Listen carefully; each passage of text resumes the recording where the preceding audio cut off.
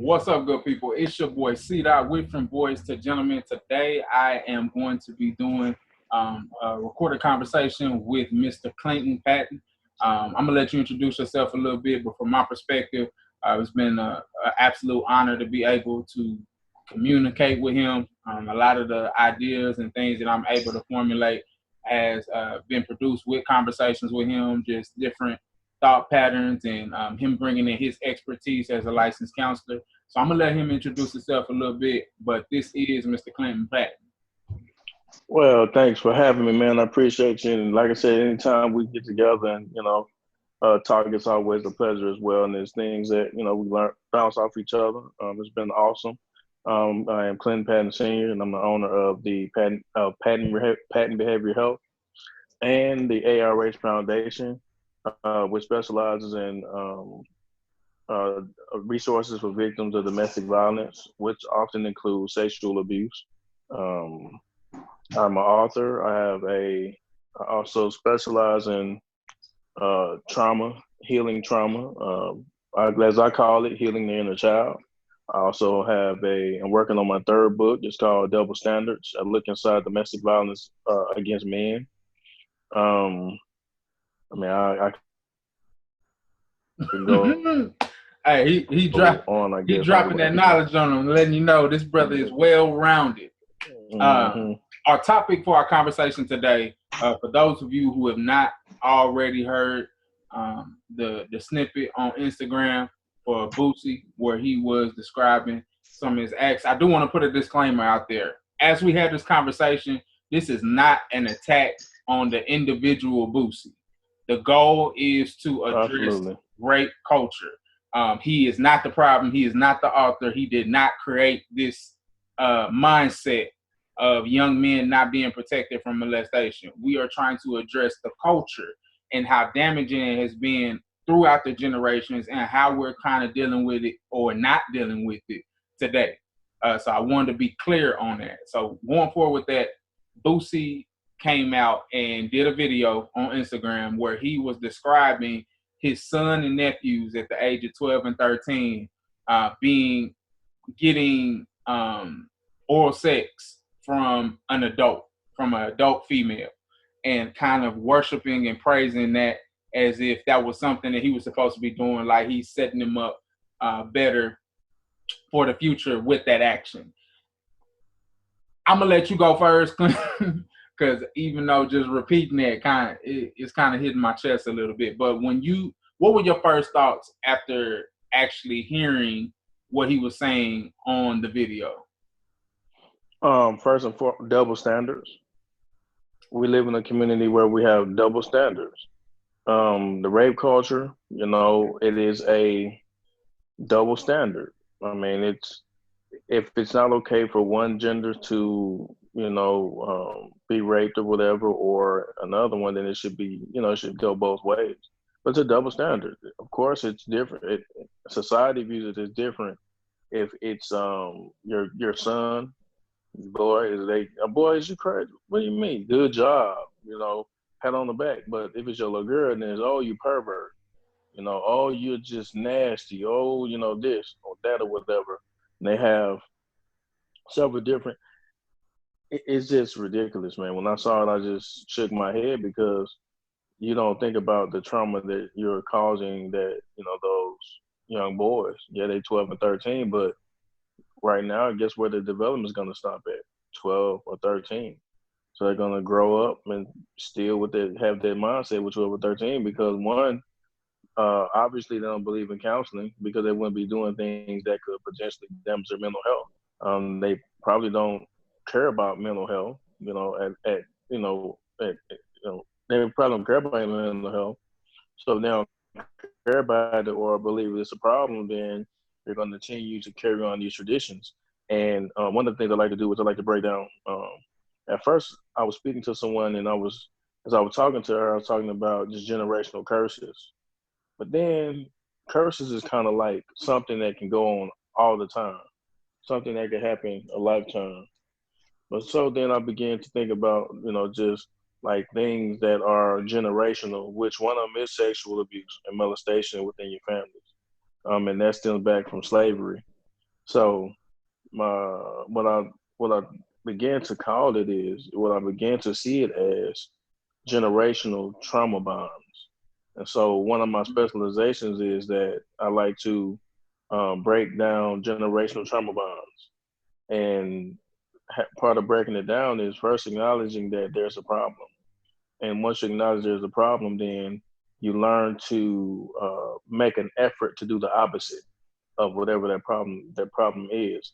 In this case, with sexual abuse, it is one of the issues is that it's in secrecy, it's in silence. What would you do to make it? How would you stop someone from being molested? You speak about it. You talk about it. You let them know that they're going to be aware of what's going on. And that doesn't mean that you got to ostracize a family member who does it or you have to ostracize a family member who's the victim. It's pretty much, making them feel comfortable with saying something is wrong. Just like if you were to go to the hospital and your arm was broke, you wouldn't wait at home. You wouldn't try to put duct tape on your arm. You would go to the doctor. And the same thing goes with sexual abuse. I've had at least 7 years of working with children who were sexually abused. And one thing, it teaches them to be aggressive. They are aggressive. They can't see past they don't have futuristic thinking. Um, they have, again, trauma, which is extensive fear. Some of them would act out at the time of day that their sexual abuse occurred. Um, Mm. some of them feel betrayed by adults. Some of them don't trust adults. Some of them don't trust adults of the opposite sex because they feel like in order to be accepted age in sexual or people who are sexually abusive, they learn to groom their victims. It may be, oh, niece, my favorite nephew, oh, keep it, or they hold on to it, but they begin to act out. Their behavior become external. They're juvenile delinquents. They're more likely to utilize drugs and substance abuse. They're more likely to have emotional development delays. They're more likely to become domestically abusive. They're more likely to become disrespectful towards women authority figures. Mm. They're more likely to become hesitant or reluctant or oppositional to authority figures. And what little see, regardless of his celebrity or whatever it is, I mean, to be honest with you, yeah, it takes the art of telling a story when you rap, but it doesn't take as much intelligence to do so. And I'm I not think knocking one of it. the big things that you hit It's just on. what it is. It's the I'm sorry, it was going on. Finish your statement. Oh, go ahead. I'm listening. I was saying one of the big things that you hit on was grooming, and that's something Mm-hmm. that I think the narrative when it comes down to sexual assault is so limited to just simply being something that was painful, something that was Mm-hmm. fear mongering, aggressive, pent down, violated. Those are the ways that we try to frame things when we hear sexual assault or we hear molestation. And the obstacle is you can physically have something pleasing and it still be damaging to you. And one of the things I think about, even, Right. At the moment, it was in the moment though. yeah, in the moment, and not thinking about what's going to happen, the way your mind develops in a different place. And I think about something as simple as slavery. And you think of like chitlins, pig feet, hog moths, all these different things. Those were literally intended Mm-hmm. for you to not consume. Like that was the leftover part. That was the slave master coming to you and giving you these things. Black people in particular have turned this into a delicacy. We have turned this into something to be praised, something we're glamoring for, something. that is sought after. And I feel like we've done that same thing with a lot of our trauma because it may have tasted good to you, but that's still something that you're not supposed to be consuming. And it's something that's doing damage to you, whether it was pleasurable or not. And I think one of the things that we're missing is we're not evaluating the damage that's done to these boys and the correlation between young men that are sexually interacted with by adult have now flipped verses to where they are now adults becoming sexually active with children. And again, it's not something where we're trying to like make excuses. We're just telling you real facts. If you were 12 years old, regardless of your race, regardless of your age, regardless of your sex, when you're engaged by an adult, there's impact that's gonna come behind that. And I was just thinking about it, like when we were in high school, the jock, the senior, that wasn't our main competition for dating girls. Like if you were a freshman or a sophomore and you liked the girl, it was like you wasn't worried so much about the captain of the football team like they try to be it on TV. If we told the truth, our main competition was that 24, 23, 22-year-old cat with a car that came and picked her up for lunch and there wasn't nothing you could do about it. And that's the component that we're not having conversations about. A lot of times we have permission these particular modes of operation in our lives, and because we went through it, we thinking like, oh, okay, the few people that don't engage in becoming pedophiles or things of that nature, they isolate their behavior. So, oh, I went through this, so it's fine, and we ignore how many people we actually produce with that mindset. I think it becomes extremely damaging when we look at things from just such an isolated scope, or we try to come at them with absolutes and don't address like, okay, even if this young man seemed happy about it, even this young man didn't cry himself to sleep or he didn't come out, which some young men do after that response, even if it was exciting or exhilarating for him, you just activated something that wasn't supposed to be activated in a child. And you did that with an adult.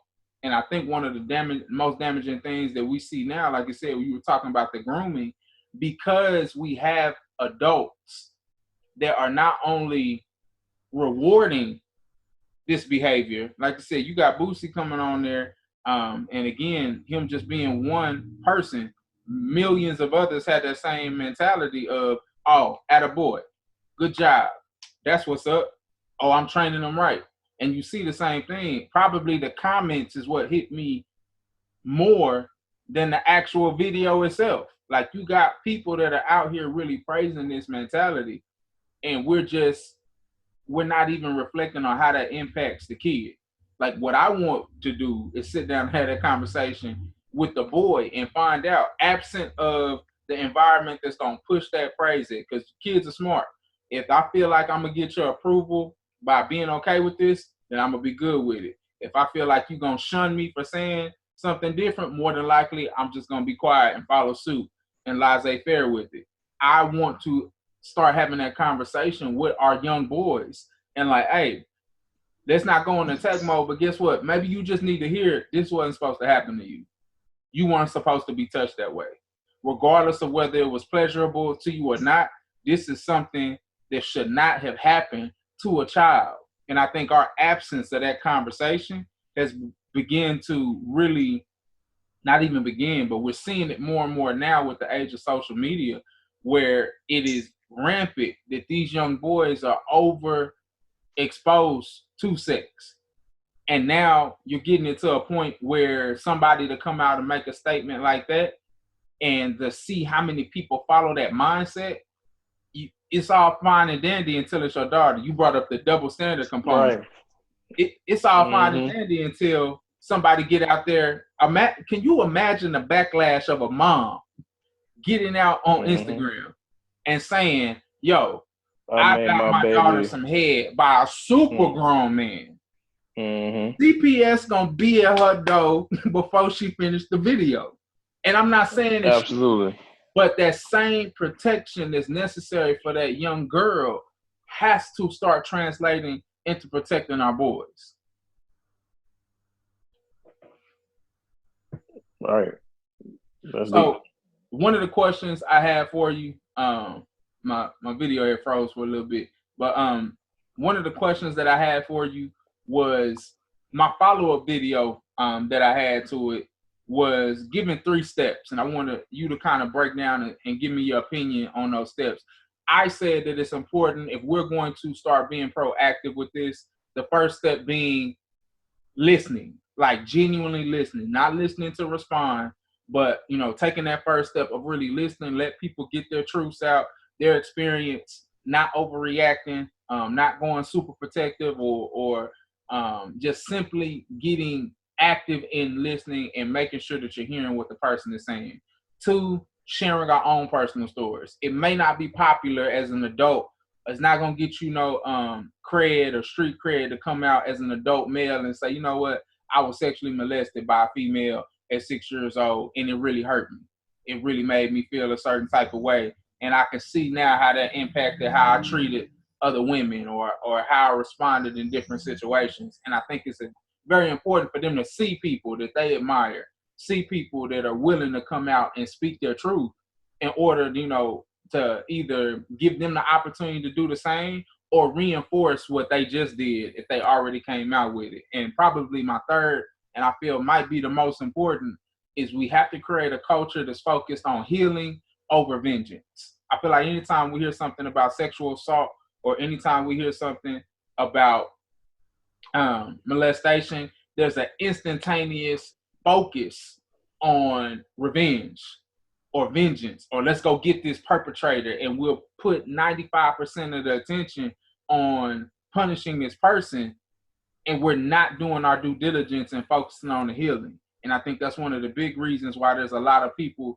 that don't speak on things that happen to them, because sometimes it's coming from somebody that they care about or from somebody that they love. Doesn't mean that they don't need to take accountability for that, but I think if we don't start creating an environment where they can speak their truth without that being the primary focus, we're missing on very valuable interaction to make it possible for them to heal from this trauma. What are your thoughts on that? I agree. If I had to pick out 3 steps, mine would be to,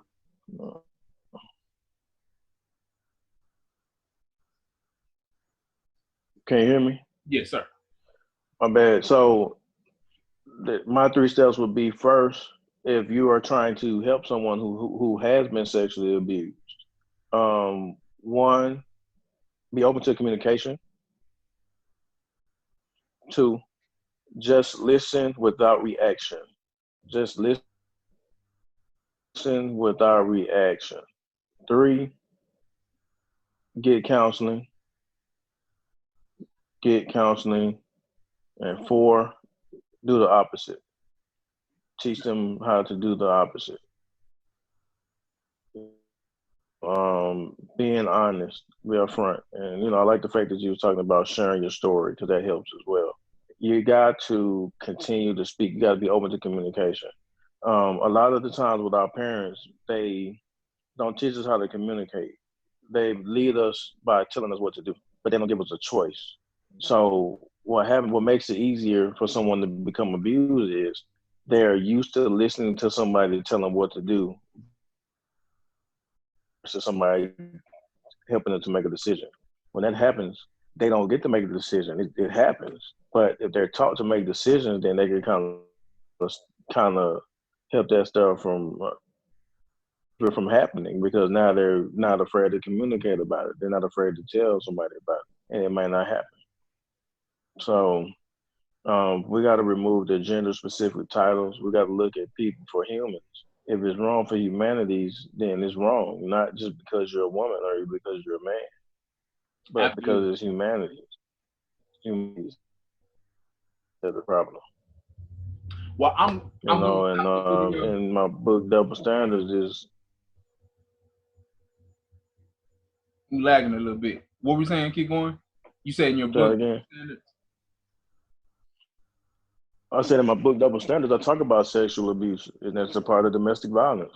Um, there's a significant number of underage, under the age of 18 years of age, young men who have been sexually abused, and that's no, that is it's a lot of them, Yeah. and it's usually before the age of 18. Also, made to penetrate is a phenom where a man can become inebriated and woman just uh, start riding them or jump on. It's called made to penetrate. That happens too. Yeah. Man. What Um, what I want to see is I'm gonna do with this. We're gonna cut this video off just so we're not all getting too right, long with it. But what I want bet. you to do, if you're open to it, I want you to make sure to list all of your information. Get that sent to me so I can leave it in the links. Okay, It's a way for people to get in contact with you because you hit the nail on the head. But I don't want to just brush by that. I really want you to give the perspective on how counseling can be effective. But we're gonna do that in a separate video. So I'm gonna get all of all your right, information. Make sure we put it in the comments for people to be able to contact you, so we can really start the healing process. But again, this is Mr. absolutely, Patton. Thank you so much for your time. We're gonna get this video sent out to people, and hopefully, we are able to really start to address this rape culture, so we can start developing more healthy and whole families. thanks for having me, bro. Always a pleasure. Yes, sir.